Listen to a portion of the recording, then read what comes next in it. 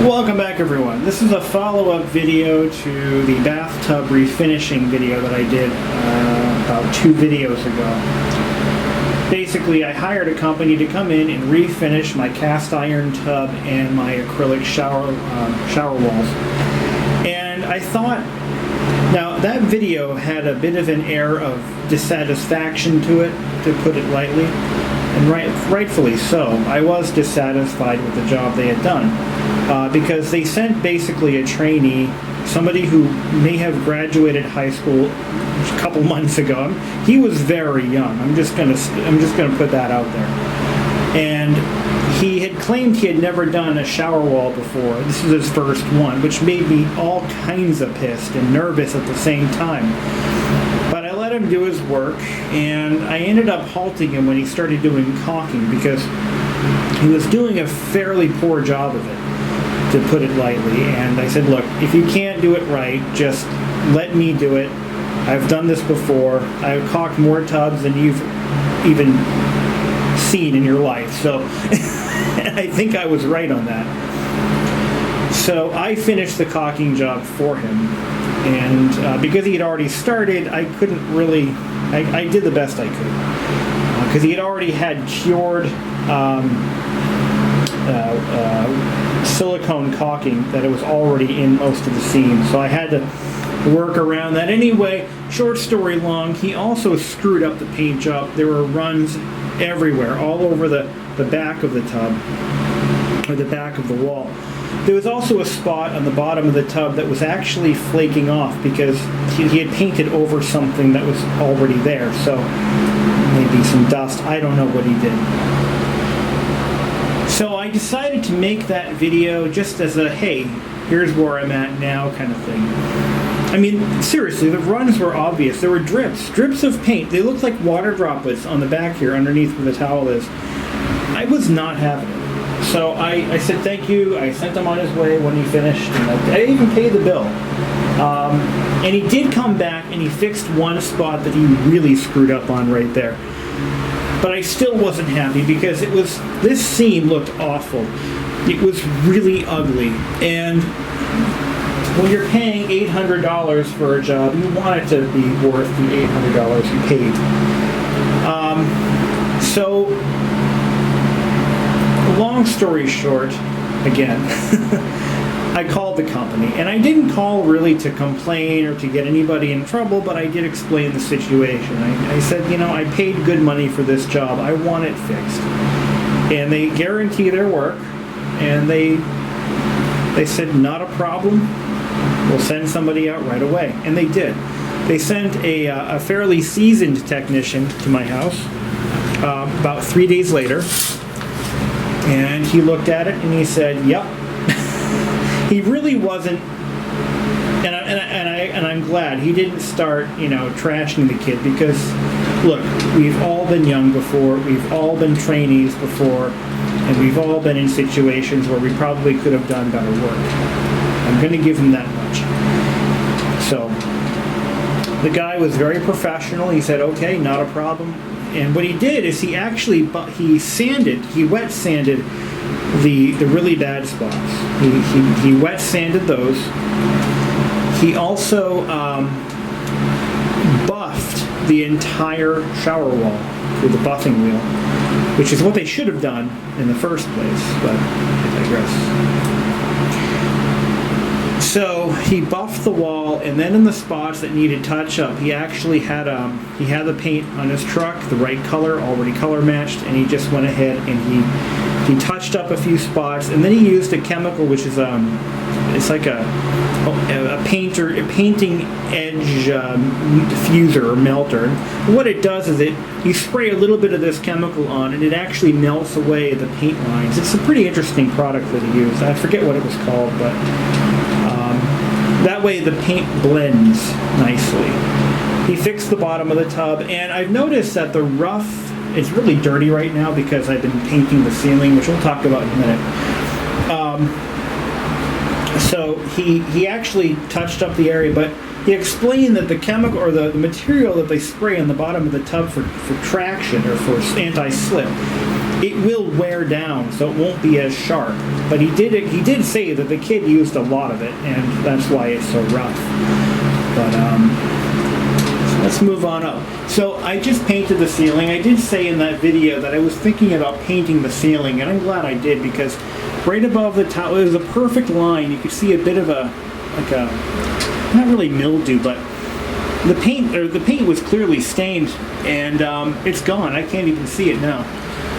So about 2 coats of paint on this ceiling, and that's where I'm going to stop. I thought I was going to have to use Kills, but I didn't. Didn't have to. Now, one of the things I did differently, now this is because this is a wet location, and bathrooms are notorious for mildew growth. I added a chemical to the paint that inhibits the growth of mildew. So hopefully it works and that doesn't happen again. I had a few spots here and there that I had to treat with a little bit of vinegar to kill it off. But nevertheless, it looks like it's actually looking pretty good. I also had a few spots over here that were pretty rough from when I had to patch this opening, and there were a few spots I had to kind of touch up a little bit. I'm not touch up, but I had to sand smoother because I didn't do a very good job previously. And that's it, man. This bathroom's coming along. Of course, I fixed these tiles. If you watch an older video of mine, like the one where when I bought the house, I think I talked about this. There were some tiles here that were kind of coming off the wall. It looked really bad. So I took those tiles off. I did that a few weeks ago, actually. I took this one, and this one. I took these tiles all off, and I reset them with construction adhesive, a very good quality construction adhesive, and now they're solid and relatively even. Like, for example, this tile was out that far from the seam, so the tile, you could actually, if you had a razor blade, you could stick it underneath the tile. It was that far back. So what happened was the plaster on this wall had gotten waterlogged at one point, and it just started crumbling behind the tiles. So the water leak has been fixed years ago. That's not really an issue anymore, but the tiles were never addressed, and the wall was never properly addressed. So I'm feeling good about that one. So that wall's done. The ceiling's done. Oh, I got a little paint on that tile. I have to get that off. And I might go back up there with a scrubby and just kind of clean some of those tiles off. This looks pretty good here. I got the fan going because this paint was not drying. It's a bit humid out right now. But now I want to start talking about why refinish a tub when you can just buy a brand new one for $800 bucks. Look, I understand that logic. There are many people who would just go for that route because it's, why refinish a tub? Well, the products that are available today, especially to the national franchise that did this job, which by the way was Miracle Method. You've probably seen their trucks in your neighborhood. I see them all the time, actually. I see them all over the place, especially in older neighborhoods where they have cast iron tubs like this that are probably starting to look pretty ratty. Why refinish a tub when you can buy a brand new one for $800? The cost of the bathtub itself isn't the problem. It's all the other work you have to do in order to replace that tub. You have to have the bathroom out of commission. It could take several days depending on what you find when you start tearing the walls apart. The tub surround, again, you're looking at it, you can spend a lot of money on a tub surround if you do it in tile, but if you just buy one of these 3-piece surrounds or even a 1-piece, $300-400 maybe for a good quality one. But again, that's not the point. Take into consideration, this tub, as the house was built, was installed, this is the first thing they install before the walls go in and before the floors go down. The tub is placed and plumbed And then they start putting in the floor. Now, this particular floor is a 3/4 inch sheet of plywood that's cut around the base of the tub. So if I rip this tub out, I'm not going to find this exact tub. Not this size, or not necessarily, it'll be the same size, but it's not going to have the same profile, the same footprint. So now I've got to do floor work. I either have to cut the floor back and maybe trim it out a little bit differently, maybe put a piece of oak there, yeah, you could do that too. Or I've got to rip up the whole floor and put new plywood down and a new floor so that it butts up against the new tub. You know, it may not seem like much. Oh, well, yeah, that's easy to do. You know, when you're sitting in an armchair 500 miles away, that seems like, oh, what's wrong with that? Well, this is the only bathroom in the house. So, and there's 2 people living here. So I would have to take this bathroom out of commission to rip out the walls, to rip the tub out. Oh, now I've got to do plumbing work maybe because I might disturb another valve or another piece of plumbing, and I got to fix that. And how far do you go with it? You know, what if I break one of these tiles? I don't want to retile this bathroom. We like this bathroom just the way it is. It's definitely 1950s, you know, pink tile. What's wrong with that? You may not like it, but we do. And when it's decorated nicely with the right colors and the right materials, it actually looks pretty damn good in my opinion. But we don't want to retile this bathroom. If I lose one of these tiles, I can't replace it. It could take me months to find another tile. So to get this apart, I got to peel every tile off carefully, clean the tiles off, put them aside, and that's tedious work. I don't want to do that, do you? So having somebody come in for $800 to refinish this in a long-lasting, hard-wearing acrylic material, which is what they use, I don't know. That seems like a good idea to me. And I'm not the only one, because the company that did this, you know, they were booked out solid for a month before I got them in here. So, I mean, I'm not the only one who's doing this and thinking along those lines. I got a lot of comments about, you know, why don't you just replace the tub? Well, all the extra work, and we like this tub. This is a very period correct tub for this bathroom, and you know, it just has that shape to it that it's unique to this era, and so that's why we didn't replace the tub. Now, to be honest with you, if we were doing new tile work and we were going to renovate the bathroom and maybe update it, you know, sure, I'd rip the tub out in a heartbeat, because in all seriousness, if I were to rip this tub out, I'd want to put something a little bit nicer, like a Whirlpool tub or something. Those are kind of nice. They're really good for your bath. That's what I would put in, if, you know, given the option. So Miracle Method states a lifespan of, I think they said 15 to 20 years for this material. I believe it. I think it will last that long. It is a very strong, hard-wearing material, and I think it'll last as long as, I mean, he did do the job for the most part. He did it correctly, so I think it'll last as long as it stays.